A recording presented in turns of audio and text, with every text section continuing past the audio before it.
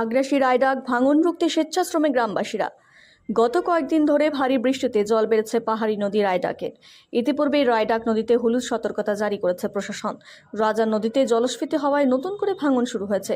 এতে আতঙ্কে ঘুম উড়েছে তুফানগঞ্জ 2 নম্বর ব্লকের মহিষকুচি 1 নম্বর গ্রাম পঞ্চায়েতের ফেরসাবাড়ি গ্রামে। স্বেচ্ছাশ্রমে চলছে ভাঙন রক্ষার কাজ। এটা রায়ডাক নদী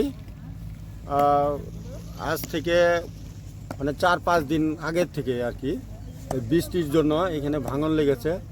তো আমরা প্রশাসনের নজরে যদিও এনেছি, গ্রাম পঞ্চায়েতে বলেছি এবং বিডিও অফিসে পিটিশন করেছি, একটা পিটিশন দিয়েছি। এইখানে মোটামুটি 2-2.5 হাজার লোকের বসবাস। তো যেভাবে মানে জল বাড়তেছে এবং এইখানে ভাঙনে লেগেছে, এই রাস্তাটা যদি সম্পূর্ণ ভেঙে যায় তাহলে আমাদের নদী গর্ভে মনে করো 2-2.5 হাজার লোকের সর্বনাশ হয়ে যাবে একদম।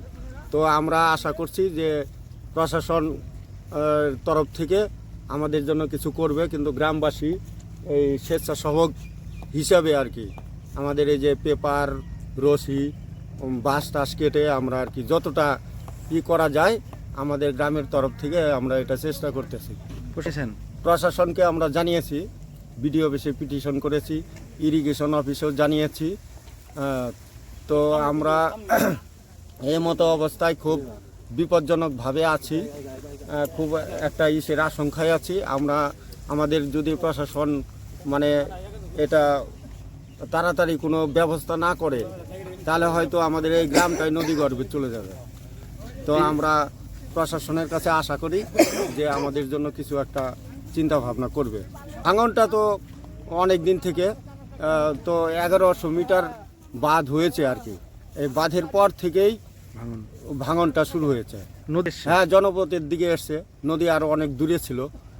প্রতি বছর বন্যায় ক্ষতি হচ্ছে।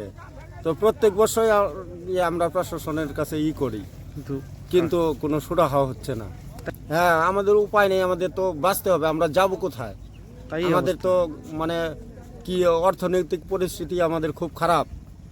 তো এইখানে যদি ভেঙে যায় আমরা তো আমাদের মরণ ছাড়ার গতি নেই।